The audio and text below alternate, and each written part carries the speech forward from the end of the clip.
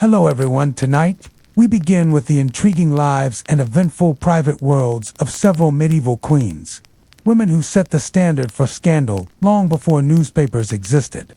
Before we start, take a moment to like the video and subscribe, but only if you truly enjoy the content here. Share in the comments where you're rewatching from and what time it is there. It's always interesting to see our audience from around the world. Now, lower the lights. Maybe switch on a fan for a soft background hum, and let's begin tonight's journey. Joanna of Naples was crowned in 1343, and quickly treated royal protocol as more of a suggestion than a rule. Where most saw tradition, she saw opportunity. Where others saw one husband, she saw several. She married 4 times, which wasn't especially rare for medieval nobility. Except that Joanna often outlived her husbands, sometimes under suspicious circumstances. Her first, Andrew of Hungary, didn't survive the first year. He was discovered hanging from a window in what was officially deemed an unfortunate accident. Unofficially, many questioned the story. Joanna did not. One enduring legend helped shape Joanna's infamous reputation. It claimed she had a trapdoor built beneath her bed, a creative solution for ending a meeting when words would not suffice. After a night of royal company, the floor would supposedly drop open, sending her companion into the castle moat. Efficient, dramatic, and likely invented by an embittered former partner. Yet the tale endured. Perhaps because it suited her image. Joanna ruled Naples with style and a touch of theatricality. She was not reckless, only selective. Some called her charming, others dangerous, and a few called her both while keeping their distance. She navigated wars, papal disapproval, political opponents, and multiple private controversies. Through it all, she wore her crown and her reputation with confidence and no apologies. When she died, strangled possibly by an enemy or an ally, she left behind a legacy of intrigue, power, and enough gossip to inspire Italian songs for centuries. Joanna of Naples was more than a queen. She was a headline before headlines existed. Eleanor of Aquitaine didn't simply live in the 12th century. She defined it, Queen of France, later Queen of England, and mother to 2 future kings. Eleanor didn't merely play the political game. She reshaped it. She married Louis VI of France at age 15. He was deeply pious, socially awkward, and gave the impression of someone who had married his cousin because he lacked other pursuits. Eleanor, by contrast, was sharp, wealthy, and as easily distracted as a falcon in spring.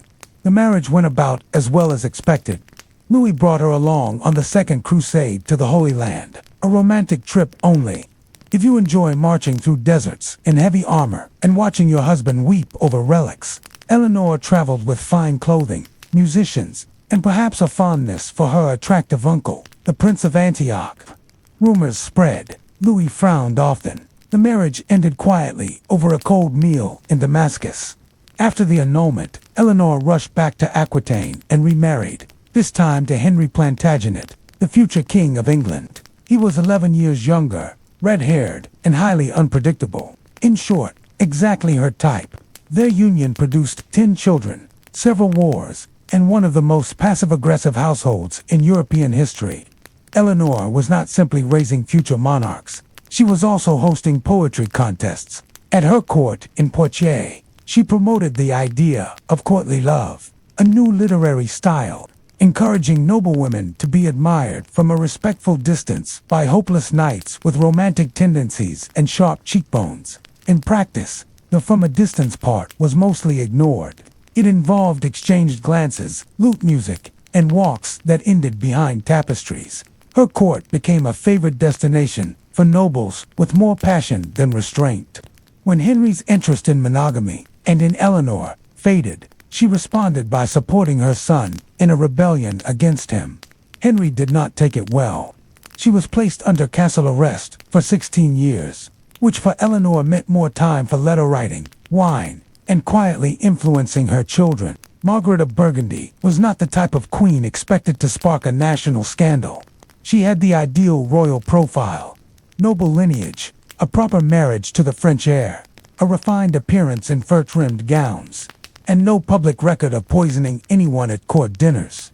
On paper, she was the model medieval wife. Then came 1314, when France learned that leaving 3 princesses bored and unsupervised in a castle led to gossip, embroidery, and romantic missteps. Margaret was married to Louis, the future Louis V, the 10th of France, a man whose charm was often compared to boiled cabbage. Their marriage lacked excitement, and Margaret grew tired of reading psalms and pretending that Louis's bedtime talks about tax reform were enticing. Entered the Tour de Nesle affair, a scandal with a name dramatic enough for a medieval soap opera. According to accounts, Margaret and her sister-in-law Blanche met in secret with 2 handsome Norman knights. The location, the Tour de Nesle, a royal tower by the Seine, private, slightly haunted, and apparently soundproof enough for conversations and more. The knights were eventually caught because, astonishingly, they were recognized by the pattern on their pillowcases. Royal servants noticed the linens matched those in the princesses' chambers. Thus, the fall of a queen began with medieval pillow theft. No espionage or poison, just poor laundry choices. King Philip IV, Margaret's father-in-law and France's ruler, was not amused. The knights were tortured and publicly executed. Margaret was imprisoned in Chateau Galliard, a place as grim as its name suggests. She died there 2 years later, from illness, suffocation, or possibly because her husband wanted a fresh start before becoming king. Historical records are vague and silent on whether the pillowcases were ever returned. Margaret's offense was not political, magical, or treasonous, simply being too charming, in the wrong place, with the wrong company, on the wrong linens. In medieval France, that was enough to erase her name. Isabella of France possessed everything a medieval queen could want: royal birth, a crown, luxurious French shoes, and a husband she could not tolerate. She married Edward II of England in 1308. He was tall, handsome, and more emotionally connected to his male favorites than to his wife, which made royal life complicated. From the start, Isabella faced competition. Edward was devoted to Piers Gaveston, a charismatic knight with a love for fashion and the political awareness of a fruit bat. Edward showered him with titles, land, and attention most wives waited years to receive. At the coronation banquet, Gaveston wore more jewels than Isabella. Gaveston was eventually exiled, brought back, exiled again, and finally executed by frustrated nobles unimpressed with his style and arrogance. Isabella may have shed a royal terror, but just when it seemed the marriage drama had reached its peak, Edward replaced Gaveston with Hugh Despenser, a man so greedy and disliked he made Gaveston seem harmless. Despenser wasn't just in the king's private chambers, he was in the treasury, the council, and in every noble's bad dreams. He drove out Isabella's allies, seized her lands, and publicly insulted her. Bold choices alting, the queen has rarely ended well. By 1326, Isabella had enough.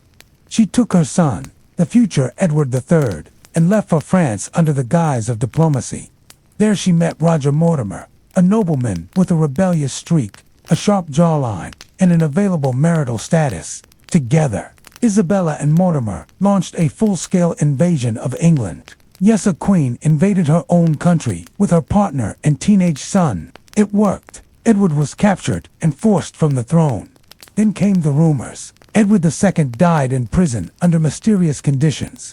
One infamous story claimed a red-hot poker was used, though most historians see this as exaggerated. Still, Isabella's hands were far from clean. She ruled England as regent for several years, sharing power and, likely living quarters with Mortimer, until her son overthrew them both. Isabella was sent into a comfortable retirement, because even rebellious queens eventually rest.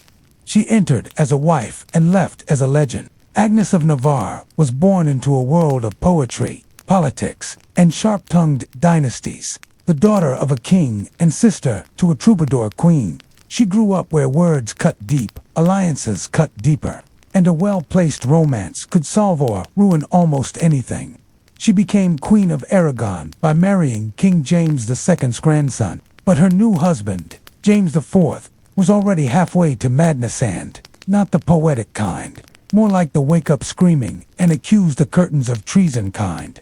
Agnes handled this the way many medieval noblewomen without options might buy quietly, seeking affection elsewhere, repeatedly, and with varied taste. Her alleged lovers included knights, courtiers, musicians, and possibly a monk, not great at keeping vows.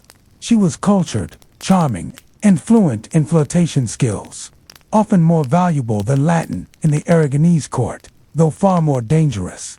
Castles had ears, and gossip spread quickly. Her love life soon became more popular than Psalms. Agnes was never officially caught, no trials, no forced confessions, but deaths started occurring around her in oddly convenient ways. A rival here, a gossipy maid there, and one courtier who apparently fell into a full moat. Whether she was responsible remains unknown. But the kitchen staff reportedly locked the spice cabinets when she passed, just in case. Eventually, her husband died surprisingly not by her hand, and Agnes retired to a convent, more by tradition than guilt. Noble women went there to pray, read, and quietly outlive their scandals. She never remarried either, because no one dared to ask, or because she found peace among nuns who didn't pry. Agnes left no heirs, but she did leave whispers in courts, rumors in corridors, and warnings in love poems that ended too abruptly. Joanna of Castile was a princess by birth, a queen by title, and a living cautionary tale about becoming too attached to one's spouse. She married Philip the Handsome of Burgundia, name earned for real, not by flattery, with golden hair, strong legs, and a smirk that suggested he'd never washed a dish. Philip was the medieval version of a heartthrob. Joanna fell deeply in love. Their marriage was passionate until it wasn't. Philip was ambitious, charming, and allergic to monogamy. He cheated often, first discreetly, then openly. Joanna responded with rageous interrogations and, according to some, the occasional diplomatic hair-pulling. But things took a strange turn when Philip died suddenly in 1506, supposedly from drinking cold water after a ball game. Even for the 16th century, it was suspiciously vague. Joanna was devastated, not the usual mourning, but the kind that led her to travel with his body for months. She had the coffin opened repeatedly to check the corpse, kissed his dead lips, and forbade women from approaching in case they got ideas. Even in death, Philip was treated like a flight risk. Joanna journeyed through Castile with the coffin, stopping at monasteries and insisting on sleeping beside it. Chroniclers grew vague about certain details, perhaps from discomfort. Rumors spread, courtiers panicked, and her father, Ferdinand, declared her insane, confining her to a convent for 46 years, a record even for intense queens. Whether she was truly mad or simply grief-stricken remains debated. But Joanna is remembered more for her devotion to a dead husband than for her rule among the living. And finally, no, Catherine the Great did not die during intimacy with a horse. The fact this needs clarifying says much about her posthumous reputation and how the 18th century gossip mill worked once she angered the wrong people. Catherine technically ruled after the medieval period, but earns her place here through sheer scandal volume. Born a minor German princess, she married into Russian royalty and soon realized her husband, Peter III, was less a czar and more a grown child obsessed with toy soldiers and Prussia.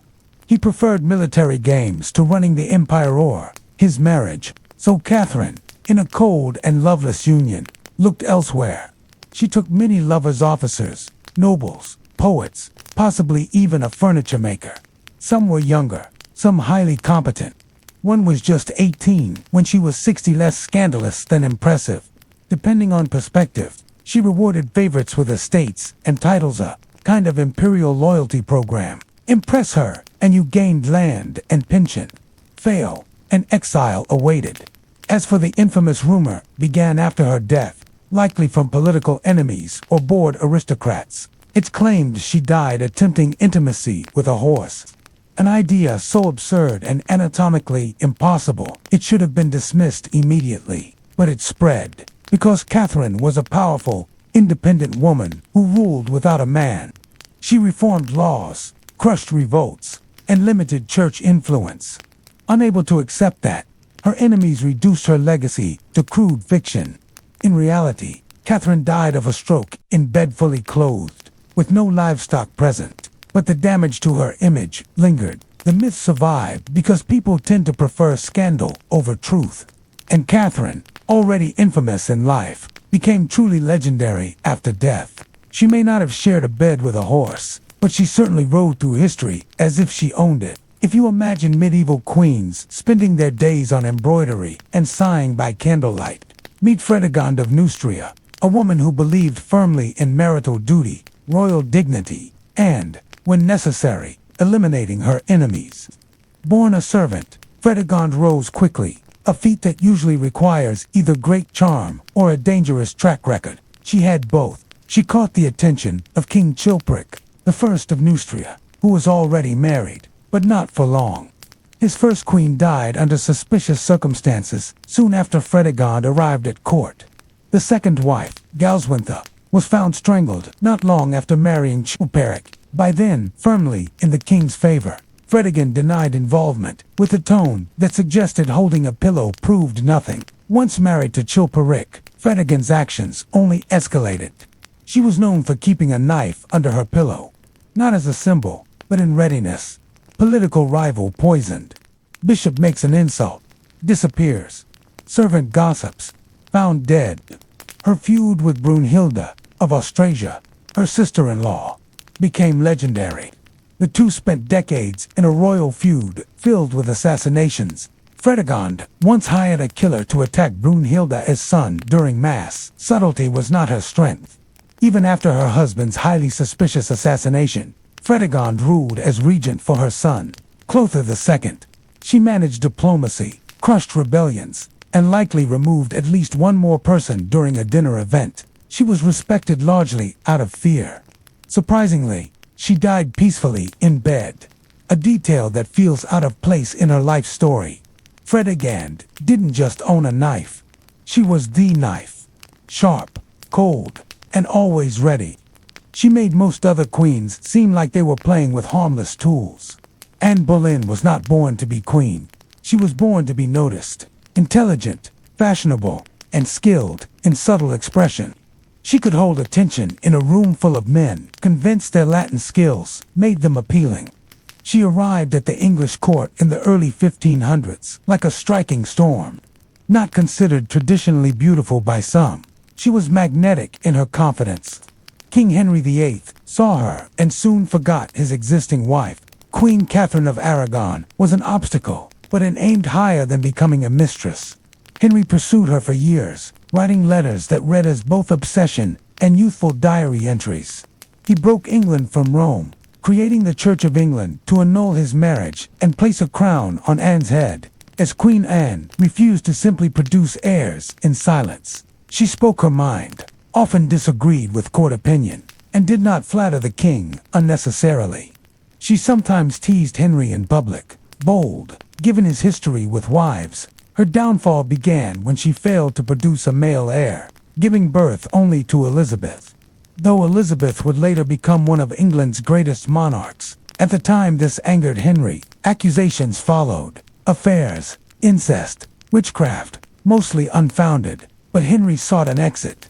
Anne was arrested, tried in a process lacking fairness, and executed by a French swordsman brought in for the occasion. She lost her life, but not her legacy, remembered as the queen who took the throne and paid the highest price for it. Some queens rose by scandal, others by charm. Christina of Denmark succeeded through self-preservation and precise wit. Born in 1521, she married young, common in an era where noble women were treated as political assets. Widowed at 16 after her husband, the Duke of Milan, died, she gained independence and wealth. Henry VIII, recently single and impatient, considered her for marriage. A portrait was painted to show her appearance, but Christina declined, saying, "If I had two heads, I would gladly put one at the disposal of the King of England." It was a polite refusal and a sharp remark. Henry continued his interest, but Christina preferred safety and eventually married a duke who posed no mortal risk to his wives. She ruled capably, acted as regent, engaged in military affairs, and maintained her independence throughout her life. Her decision not to marry Henry became famous, proving that sometimes the greatest power is avoiding the crown entirely. Nearly 500 years later, Maria of Portugal's story began in a more traditional way. Married young to a much older man and expected to produce heirs without complaints. Her husband, Alfonso XI of Castile, was a celebrated military leader with a large ego and a favored mistress, Leonor de Guzman, whom he openly displayed. Maria gave him a legitimate son, the future King Peter, while Leonor bore him 10 children and received most of the king's affection and privileges. After Alfonso's death, Maria returned to Portugal with her son and devoted herself to him with what historians describe as overprotectiveness. Some less polite observers hinted at the unusual intensity of their bond. Peter grew up, fell in love, and married his longtime mistress, de Castro. Maria disapproved. Some believe it was because was from lower nobility. Others suggest Maria simply did not want to share Peter with any woman who was not herself. Either way, events escalated quickly. According to one dramatic account, Maria encouraged his assassination. After was killed, Peter responded by declaring her his lawful wife posthumously, exhuming her body, placing it on the throne, and compelling nobles to kiss her decayed hand. A measured royal reaction, as some put it. Whether Maria ordered the killing remains uncertain, but her name was quietly linked to it for years. Later, she withdrew from politics and may have privately referred to herself as Empress. There is no proof she lost her sanity, but she spent long periods staring from windows and writing letters no one read. Maria of Portugal never received the love she sought, but she experienced a lifetime of palace intrigue, rumors, and the dubious reputation of being remembered as a medieval mother-in-law from hell. Olga of Kiev was not someone to cross, or even glance at the wrong way. When her husband, Prince Igor, was killed by a neighboring tribe, the Drevlians, in 945, they made a fatal miscalculation. They assumed his widow would quietly mourn and then accept a marriage offer from their prince, as though a woman whose husband they had tied to trees and torn apart would be interested in wedding celebrations. Olga smiled, gave a polite reply, and said she would consider it. Then she set about destroying them. First, she invited the Drevlians' envoys to her court. While they rested in their boats, she had the boats carried into a large pit and buried them alive, an effective opening statement. Next, she requested more noble suitors. When they arrived, she offered them use of a bathhouse before meeting her. Once they were inside, she locked the doors and set it on fire. Still not finished, she visited the Drevlians' capital and requested a funeral feast for her late husband. They held a large celebration. After they were drunk, her soldiers killed about 5,000 of them. Finally came the most unusual act. When the Drevlians retreated and asked for mercy, Olga agreed to end her siege. If each household gave her 3 pigeons and 3 sparrows, believing this harmless, they complied.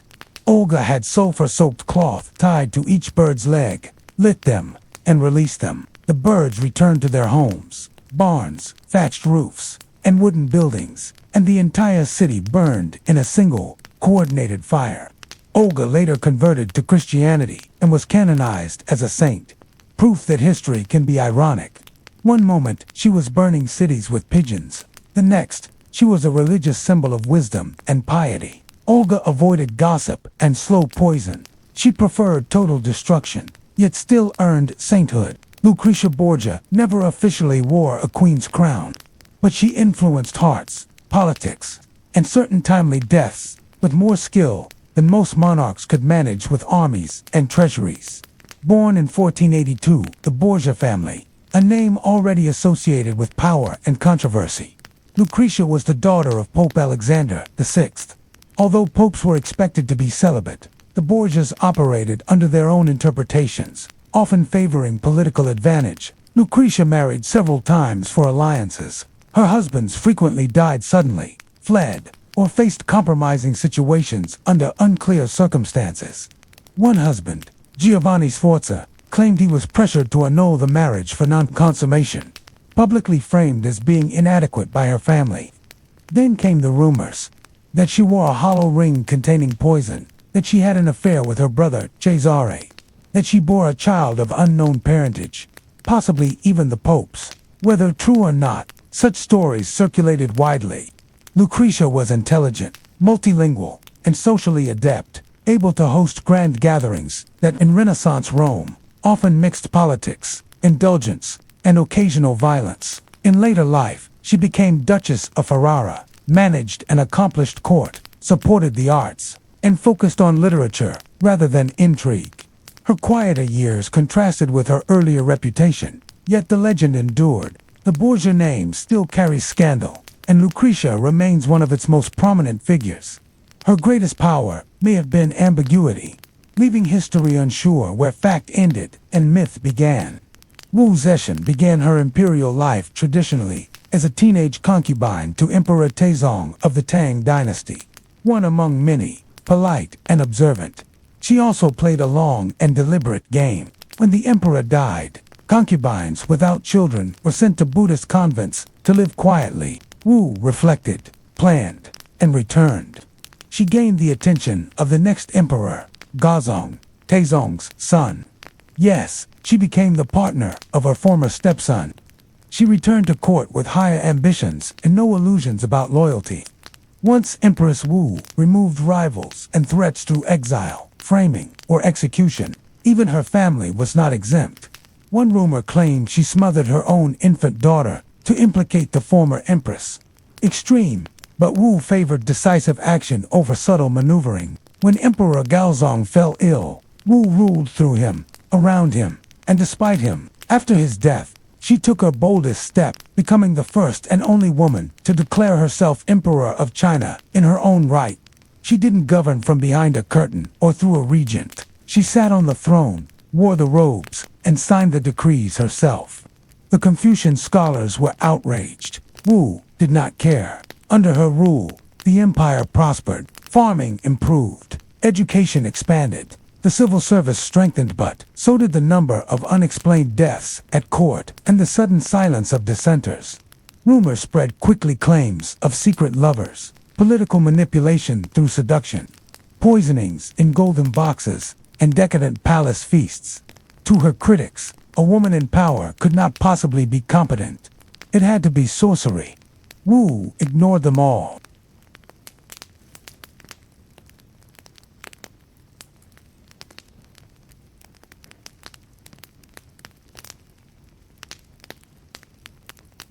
When her nobles pushed her toward a safe political marriage, she chose instead a drunken Russian prince with questionable manners, married him, and exiled him soon after when his behavior became intolerable. From then on, Tamar ruled alone. Georgia grew in territory, wealth, and cultural output, especially poetry praising love, loyalty, and the divine light of the queen's face.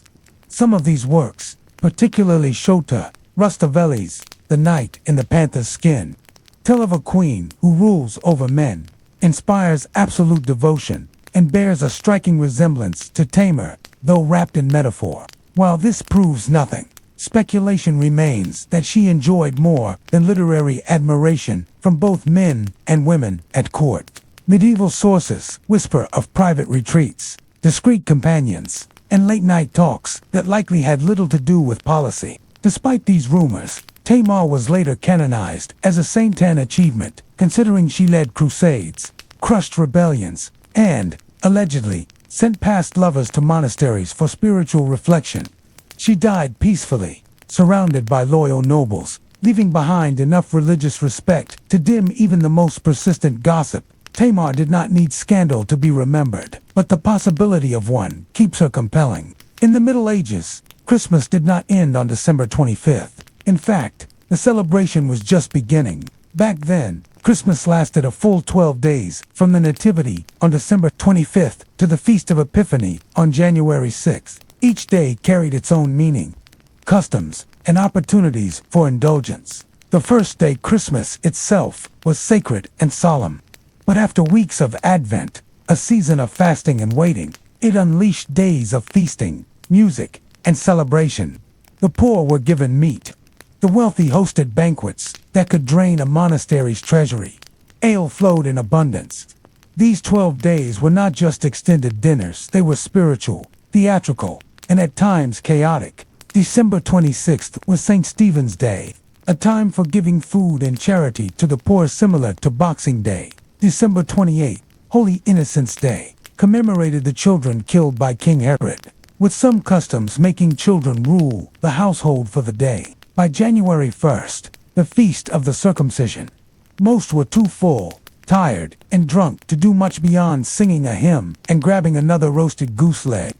The festivities continued until January 6th, Epiphany, marking the Magi's visit, and the 12th night, a time for masks, role reversals, and peasants playing kings. For medieval people, Christmas was not a single morning of gifts, but nearly 2 weeks of sacred devotion, mixed with excess and social inversion. Decorations drew heavily from pagan winter, traditions evergreens like ivy, holly, bay leaves, and mistletoe. If it stayed green in winter, it went on the walls. The centerpiece was often the boar's head, not just as food but as a grand display, paraded into the hall on a silver tray with an apple in its mouth, while minstrels sang the boar's head carol. Noble halls were large, echoing with music, laughter, and the occasional tipsy monk singing hymns. The air smelled of roast goose, spiced wine, and unwashed booty. Holly symbolized Christ's crown of thorns. Ivy represented dependence on God, and mistletoe linked to fertility was not always approved by the church. Still, it was hung in doorways, where tradition allowed, or forced, a kiss beneath it. Christmas feasting was a statement of wealth and generosity.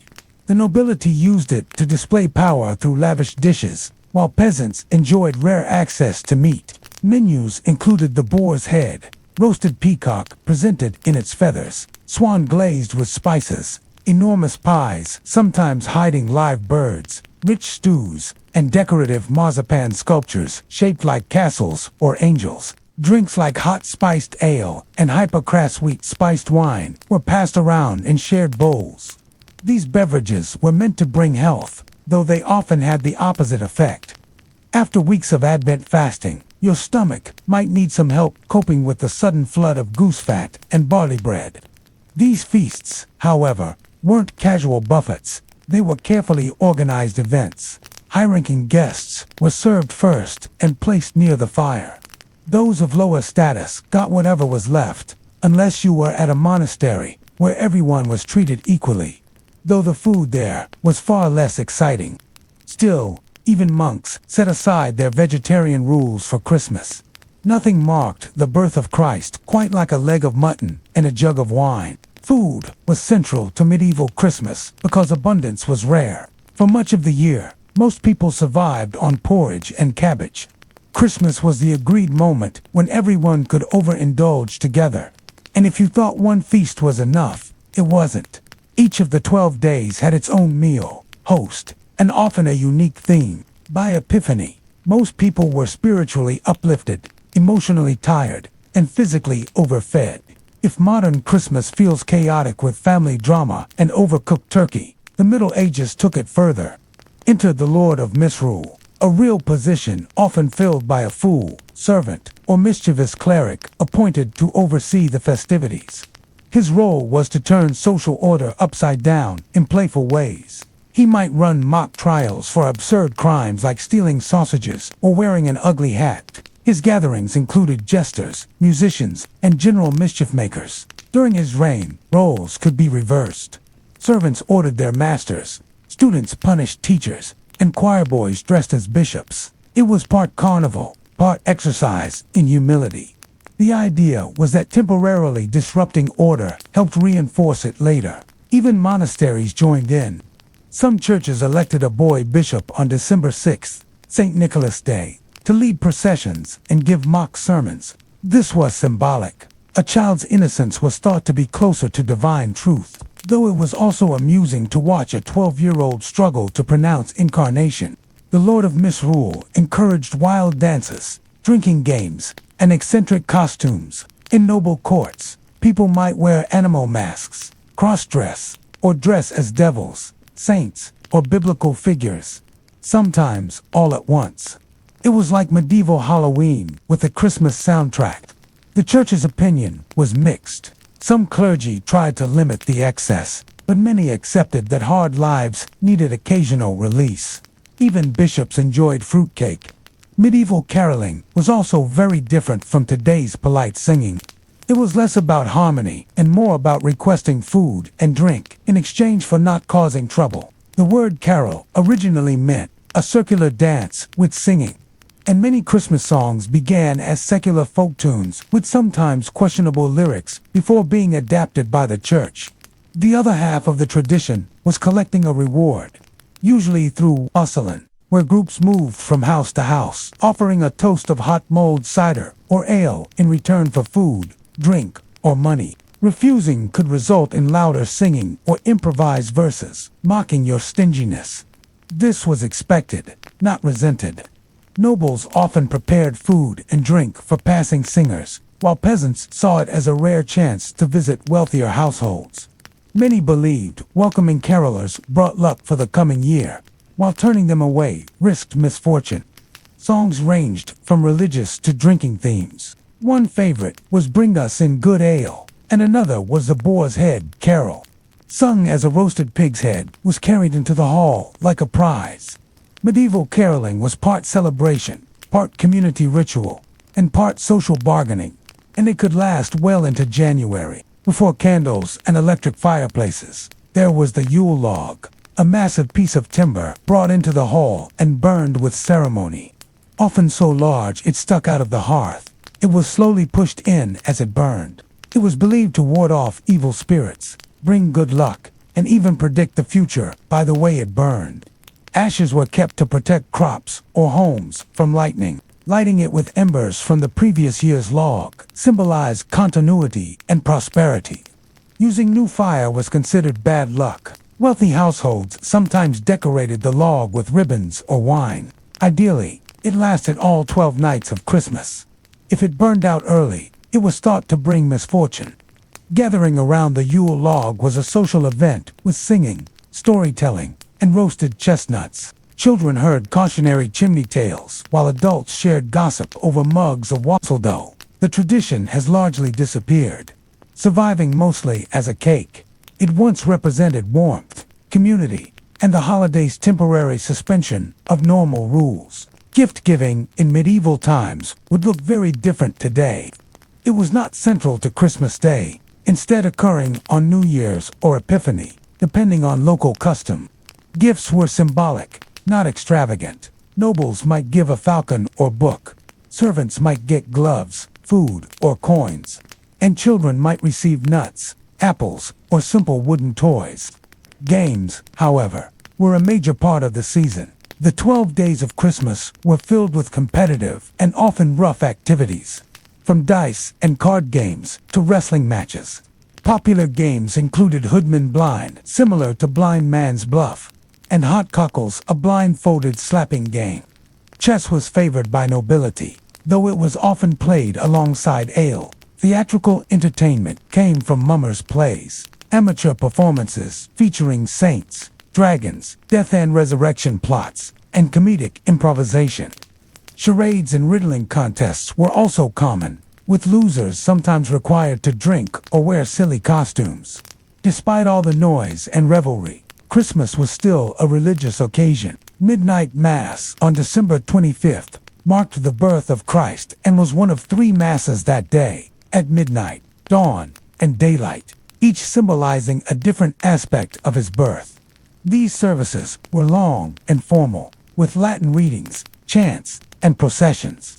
Even peasants, who rarely entered a church, attended at Christmas for a sense of connection to the divine.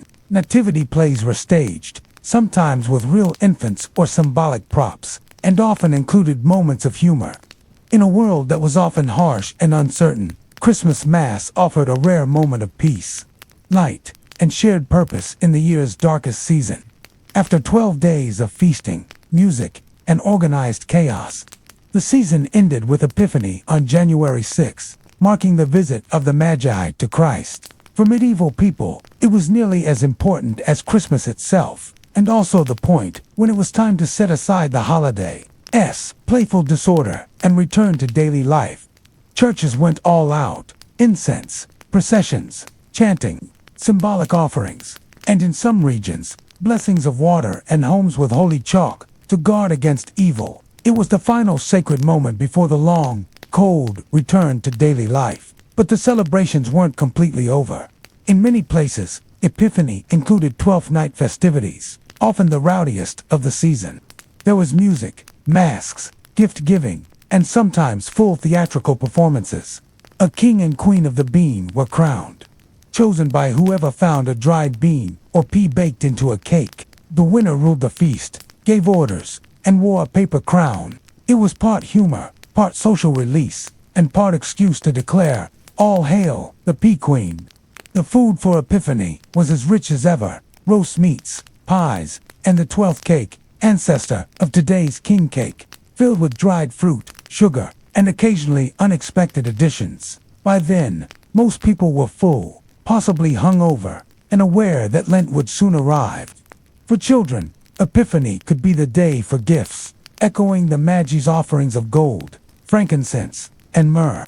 For adults, it was the last acceptable day to flirt with a jester or wear a devil mask to church. When the feast ended, decorations came down. The Yule log was put out, its ashes often saved for good luck, and life returned to work, prayer, and avoiding disease.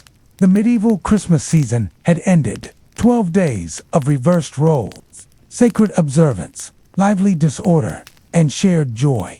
Until the next year.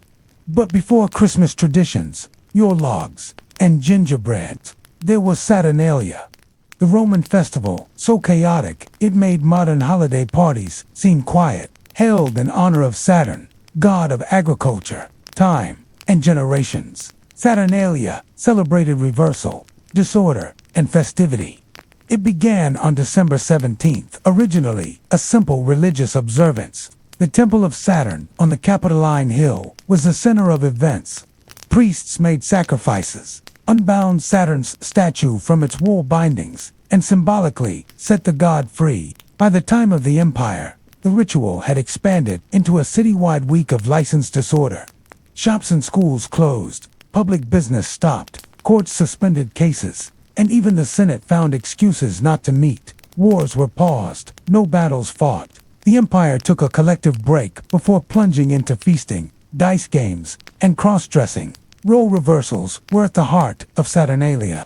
Masters served slaves. Senators wore bright, informal clothing called synthesis. Freedmen mocked patrons. Women played men in public skits. And slaves sat at banquets while their masters waited on them. Some households elected a king of Saturnalia, often a slave, who could order humorous or absurd tasks. This was ritualized chaos, approved by the gods. Homes and public spaces were decorated with garlands, wreaths, and candles. Instead of solemn hymns, there was laughter, music, and dice rolling on marble floors. People exchanged gifts, wax figurines, joke items, and small tokens called sigillaria, similar to a light-hearted secret gift exchange. Saturnalia was more than indulgence. It was a pause in Rome's rigid routine, letting people eat, gamble, and temporarily imagine a world where time belonged to Saturn instead of Caesar. For slaves, it was the one time they could relax, drink wine, and order their masters around without punishment. The tradition of masters serving slaves was not just symbolic. It was a complete reversal of daily life. Slaves dressed like free citizens, joked freely, and dined as equals, sometimes at the head of the table.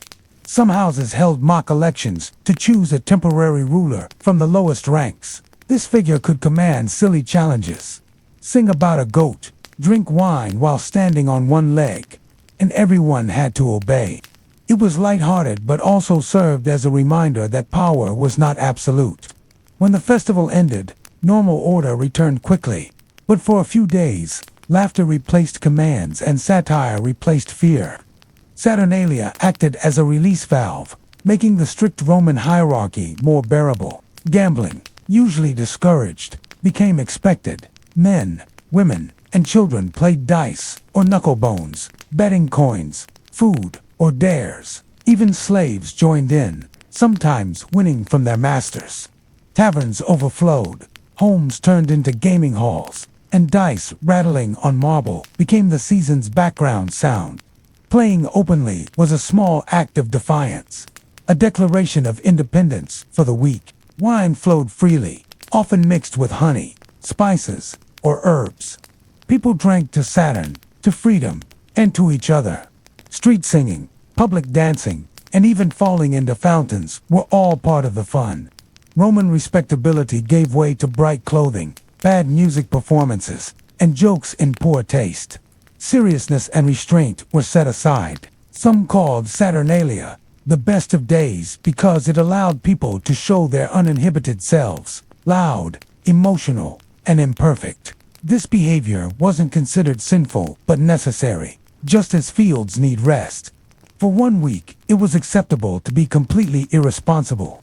At the center of the festival was the crowned fool, the king of Saturnalia, sometimes called the Lord of Mischief, chosen from the lowest ranks, often a slave. This figure commanded the party. Their orders could be absurd: dance like a donkey, sing to a fruit bowl, or recite Cicero while hiccuping, and all were expected to comply. The role represented Saturn's spirit, freedom, fertility, and disorder, achieved by briefly putting the least powerful in charge. The master became the servant, and the fool briefly became ruler. In that upside-down world, the usual rules of dignity didn't apply. The choice of king was often made by hiding a bean or coin inside a cake. Whoever found it became ruler for the night. This tradition later spread through Europe as the king cake custom during Epiphany and other winter festivals. The Romans, however, weren't thinking about Christian holidays. They cared more about who looked funniest, wearing a crown of vines. In earlier times, the role had a darker meaning. It may have been linked to older, grim fertility rituals where the mock king was sacrificed at the end of his reign. By the imperial period, the worst outcome was usually a hangover and a few embarrassing stories. Once the festival ended, so did the king's rule.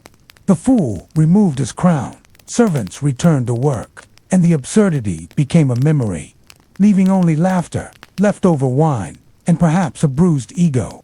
For a brief moment, a slave could command a senator, and the crowd would cheer. If you think getting socks for Christmas is disappointing, imagine receiving a wax figurine shaped like a turnip. Welcome to Saturnalia, gift-giving, where presents were inexpensive, humorous, and full of chaotic charm. Unlike today's lavish holiday gifts, Saturnalia offerings, called sigillaria, were small, personal, and often amusing. They included wax or clay figurines, joke items, trinkets, or edible treats such as nuts, dates, and pastries. Some gifts were meant to flatter, others to tease, and some were clearly bought last minute. The point wasn't extravagance, it was symbolism and thoughtfulness. A gift said, "I acknowledge you, I celebrate with you, and here's a small charm for luck." Phallic charms were common, believed to bring fertility, protection, and laughter. Though probably not ideal for a modern office exchange, candles were also popular, symbolizing light returning after the year's darkest days, much like seasonal lamps today. Handwritten verses or clever jokes were frequent, making this the one time of year when being a sarcastic poet was rewarded. Children loved Saturnalia. It was one of the few times they were treated with sweets, toys, and allowed to join adult festivities. Gambling, joking, even ordering elders around for fun. For a Roman child, it was like winning the cultural lottery. Though modest, a well-chosen sigillarium could reflect a relationship, a sense of humor, or how much wine the giver had consumed before shopping. Some aristocrats even used the holiday to hand out money or favors, framing it as tradition.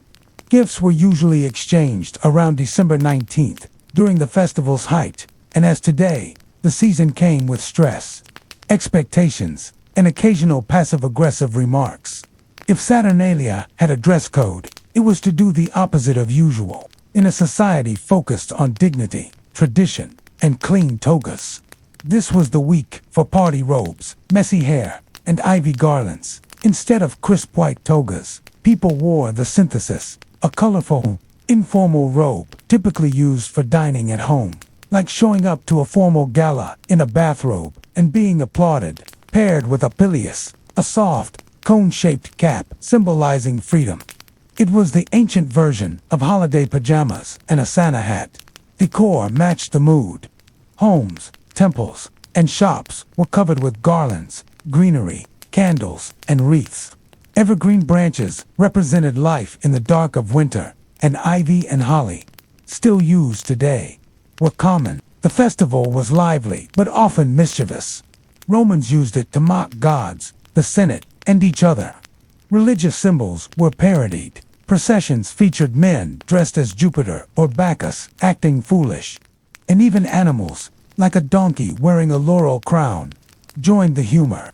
Religion was also reversed. Saturn's statue, normally bound in wool cords to symbolize restraint, was freed during the festival, just as the people were freed from work, roles, and daily order. Songs and chants filled the streets, from playful drinking songs to parodies of hymns, similar to caroling but with more wine and less theology. Saturnalia was, in essence, a sacred festival of For 1 week, order was mocked, rules were loosened, and people played pretend, not to tear down society, but to remind themselves life didn't always have to be serious. Beneath the chaos, Saturnalia had deep roots. It was not created solely for entertainment. It grew from agricultural and religious traditions tied to Saturn, one of Rome's oldest gods. Saturn represented a mythical golden age when humanity lived in peace, equality, and abundance. There were no kings, no slaves, no wars, only free people farming under a wise ruler. By the time the Temple of Saturn was built in 497 BCE, that golden age was long gone, but Romans still longed for it. Once a year, they tried to revive it. Saturnalia was a ritual recreation of that time. For 1 week, hierarchy was suspended, wealth was shared, and joy replaced law. The festival began with a sacrifice at Saturn's temple, followed by a public feast that anyone could join. Priests removed the cords from Saturn's statue, symbolizing the loosening of cosmic and social order and granting permission for the days of celebration. The date also mattered. Late December marked the winter solstice, the darkest part of the year. Saturnalia welcomed the returning sun with light, fire, greenery, and joy. Candles given as gifts symbolized hope and renewal. While the holiday looked like a chance to drink and shout in the streets, it was also a sacred reminder of a world without class, divisions, or oppression, where freedom and abundance flourished. When early Christians established their own winter holiday, they faced a problem: Saturnalia's popularity. Preaching humility and spiritual rebirth was difficult when neighbors across the street were wearing ivy crowns, gambling, and giving gifts. The church adapted. As the empire Christianized, Saturnalia faded, but many traditions survived, simply renamed. Christmas, set on December 25th, overlapped with the Roman festival of Sol Invictus, which followed Saturnalia. The timing, whether deliberate or not, fit perfectly, and traditions carried over. Gift-giving, decorating with greenery and candles, wearing festive hats, role-reversing pageants, and feasting. Some early Christian leaders disliked this blending and warned against celebrating Christ's birth like a pagan festival, but the public ignored them. By the Middle Ages, parts of Saturnalia lived on in Christmas customs. England's Lord of Misrule, Twelfth Night celebrations, and gift exchanges around Christmas all echoed the Roman holiday. Even today, traces remain in family gatherings, shared laughter, time off, and moments when normal order is briefly set aside. When the last dice rolled, the final wine cup was emptied, and Saturnalia's king stepped down. Rome returned to order. Masters regained authority, slaves resumed their duties, and togas replaced colorful robes. The shift was abrupt. The festival had given everyone, from senators to slaves, a taste of freedom and the chance to mock power without consequence. But Rome thrived on order, and Saturnalia was never meant to replace it, only to release the social pressure before it became too great. Like steam from a bathhouse, it had to be released before the walls cracked. The end of Saturnalia also marked the symbolic return of Saturn to his bindings. The god statue in the temple was once again tied with woolen cords, signifying the restoration of discipline, control, and cosmic order. The Golden Age was packed away like a party decoration, not gone, but postponed for another year. For most Romans, the aftermath brought a kind of hangover, whether physical or emotional. Some returned to daily routines reluctantly, nursing headaches and lighter purses after days of overspending. Others felt relief, eager to resume the social roles temporarily set aside. For slaves, Saturnalia was bittersweet, a rare taste of dignity and joy, followed by a return to servitude. Writers such as Seneca remarked on the excess, while Macrobius explored its deeper meaning. They understood Saturnalia was more than indulgence. It reflected Rome's unique ability to uphold authority while mocking it, to rule an empire, yet give it 1 week to act like a carefree child. Even after Christianity rose and the Western Empire fell, its spirit endured, reshaping itself into the traditions at the heart of our modern winter celebrations. Every society, however orderly, needs a moment of disorder. And every calendar, no matter how strict, needs a week when the world turns upside down and laughs at itself. In the medieval world, there were no doctors arriving on horseback, no hospital wings with warm beds. When a woman went into labor, whether in a peasant's hut or a noblewoman's chamber, the midwife was called often at night, without notice, and nearly always facing life or death stakes.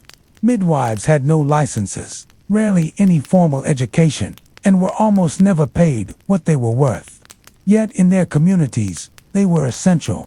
Without them, childbirth was not just painful, it could be fatal. In some villages, they were the only ones with any experience in delivering babies. And even the parish priest did not question their presence when labor began. They carried no diploma, only a satchel of herbs, oils, linens, and years of practical knowledge. Their training came through other women, older midwives, relatives, or by repeated experience. Many began as assistants, fetching supplies and offering comfort, learning when to wait and when to intervene. Their classroom was the birthing mat. Their lessons written in blood and breath. The role carried contradictions, honored during birth, yet viewed with suspicion if things went wrong. A healthy mother and child brought celebration. A stillbirth or hemorrhage could bring blame. People did not understand infection or internal injury, but they understood fault, and the midwife could become the target. Still, she continued, navigating both superstition and medical need. A charm against the evil eye here, a prayer to Saint Margaret there. She might chalk a protective circle or place a knife under the bed to ward off spirits. She did not necessarily believe in magic, but she believed in using anything that might help. She was always on call, without rest or luxury, just urgency, hard work, and the quiet burden of being the first to hold a life, or the last to see it end. Yet she was rarely the story's heroine, more often its steady anchor, uncredited but dependable. In the 13th and 14th centuries, becoming a midwife was much like learning any other skill. By watching, helping, and eventually doing, a young girl might start by shadowing an older midwife, often a mother, aunt, or respected elder. She began with basic tasks, heating water, preparing cloths, readying the room. She stood close, watching birth unfold in all its noise and pain, deciding whether to commit to the work or walk away. Those who stayed soon assisted more directly, cleaning the newborn, tying the cord, applying herbal remedies to the mother. Under guidance, they learned to spot danger, the change in breathing before fainting from blood loss, or the silence when a baby failed to breathe. This knowledge was passed orally, not written, especially not in Latin, which most women could not read. Advice was often wrapped in stories, warnings, and traditions. Do not cut the cord before the afterbirth. Place rosemary under her pillow. Many methods worked, whether through observation or luck. A first solo delivery was a test by fire. If both mother and child survived, trust began to grow. Skill alone was not enough. A midwife needed calm under pressure, empathy, and decisiveness.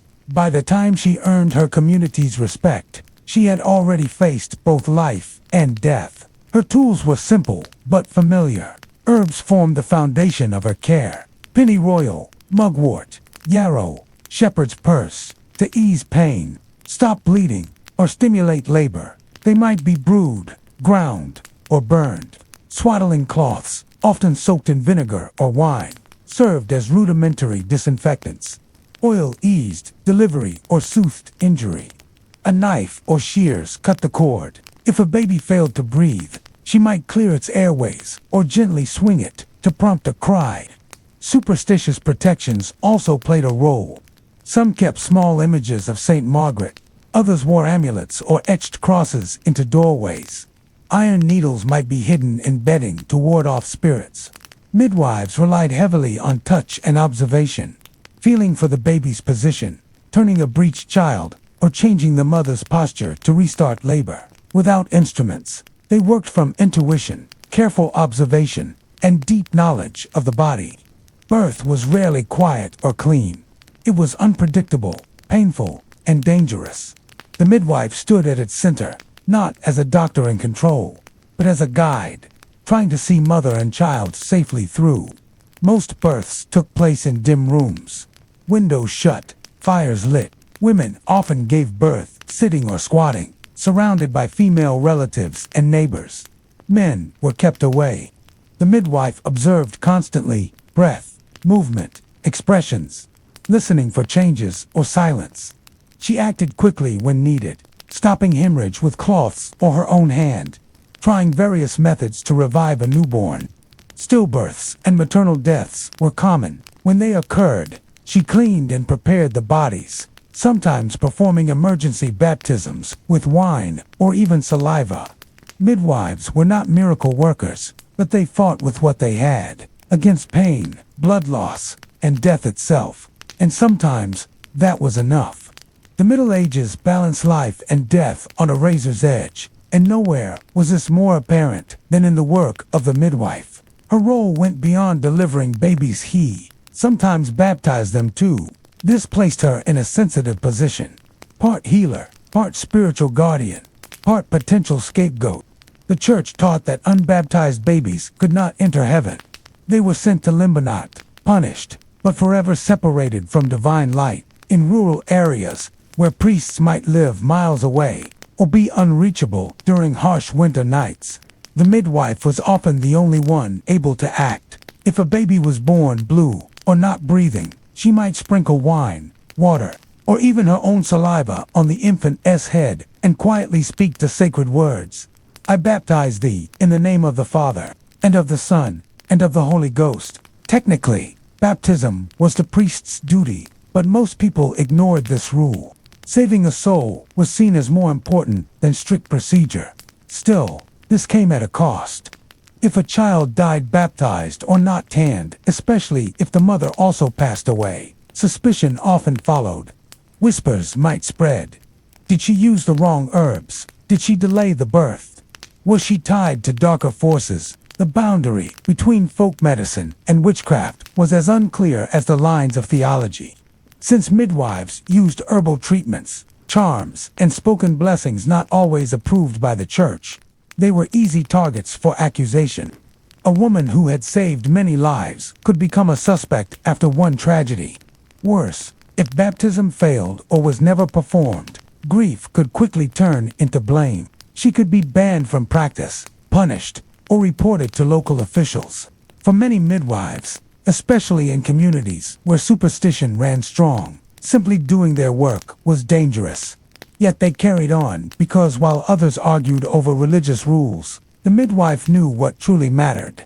The cry of a living newborn, the steady breath of a recovering mother, and the quiet relief of another safe delivery. The medieval midwife lived in constant balance, not just between life and death, but between faith and suspicion. On one side stood the church, with its priests, rituals, and male hierarchy. On the other stood the midwife's inherited knowledge, herbal skills, and the solidarity of women's wisdom, passed from mother to daughter, never written, always watched. The church held mixed views of midwives. They were necessary. No male priest would deliver a baby in a peasant's hut, but They were also feared. Why? Because they worked beyond direct church control. They delivered babies alone, decided on baptisms, and sometimes spoke prayers, not in Latin. In some dioceses, midwives were made to take oaths. Never use magic, never perform abortions, never speak blasphemy during a birth. Others faced questioning or denial of communion if rumors arose, or simply if a child died under their care. Most were not heretics or witches. They were practical women trying to help mothers survive childbirth with the skills they had. Yes, they knew herbs that could end pregnancies or salves to treat fever, but they were not mixing potions in the forest at night. They boiled water in kitchens, tied cords with steady hands, and faced the screams of labor alone. Still, accusations persisted. By the late 14th century, as fear of witchcraft grew before the Reformation, midwives, with their deep knowledge of women's bodies, became easy scapegoats. Some were blamed for miscarriages, deformities, or infertility. If a birth ended badly, people asked, was it the mother's sin, or did the midwife let the devil in? The irony was that the very practices that kept mothers alive, herbal remedies, protective charms, quiet chants, could be used as evidence against them. To protect herself, a midwife might cross herself before placing a charm, mention saints while mixing herbs, and ensure every act looked like a prayer. She was not only delivering babies, she was delivering herself from suspicion every time. In a society where women were usually pushed into the background, the birthing room was one of the few spaces they ruled. No men entered unless there was extreme trouble. In the cramped, heated air of a peasant's cottage or a noblewoman's chamber, the midwife presided over a women's world, held together by pain, prayer, and solidarity. Birth was never a solitary experience. Women gave birth surrounded by a birthing circle, trusted female neighbors, sisters, aunts, or the local healer.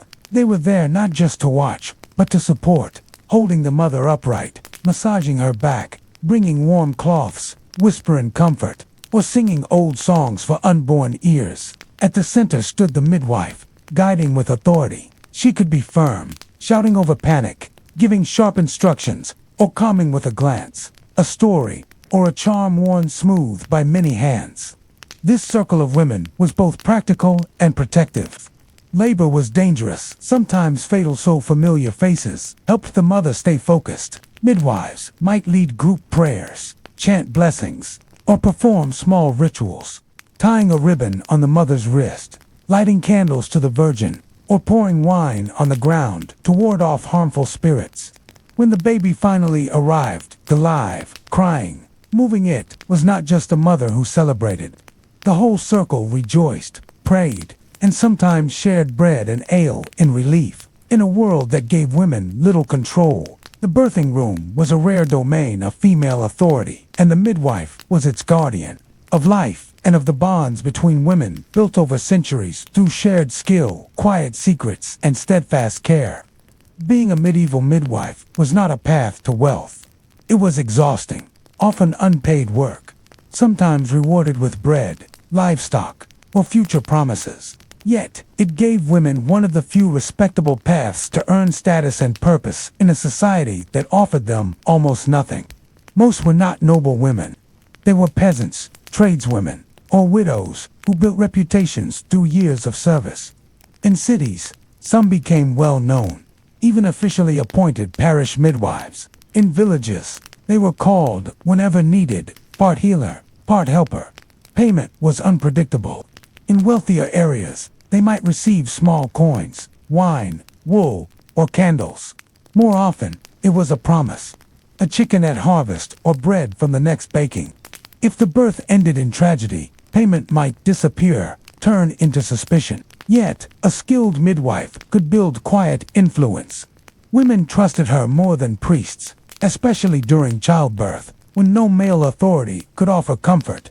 Over time, if she avoided scandal and built a strong record, she became part of the village's identity, the one women spoke of with respect, the one they called even before labor began. By the late 1300s, some cities began formalizing midwifery. In parts of France and Germany, Midwives were examined or licensed by male physicians or clergy, a mix of medical oversight and moral control. But they were rarely paid well. The title carried little wealth and plenty of risk. Still, the midwife stayed. She did the work, not for coin, but because no one else would. And because each healthy delivery was a sacred success that belonged to her alone. Few midwives were remembered by name. No statues honored them. No books carried their stories. Many died poor, with no titles, training, or surviving family. Some were buried gratefully, their tools passed to apprentices. Others were forgotten or remembered only for accusations late in life. Yet their influence ran quietly through history. Every safe birth, every surviving mother owed something to women like them. Their knowledge herbs, prayers, birthing positions survived in memory, passed between women. The church tried to control them, physicians dismissed them, but mothers remembered. By the 15th century, formal medicine tightened its hold. Male doctors entered the birthing room. Midwifery, once women's work, was redefined by men with degrees. Many midwives were pushed aside, by force or by law. Over time, they became figures, both romanticized and erased. But in the 1200s to 1400s, the midwife stood at the center of it all. She moved through blood, fear, superstition, and pain to bring life into the world, not because history invited her, but because life demanded it. And while their names may be lost, what they did remains quietly, repeatedly, and with unshaken resolve.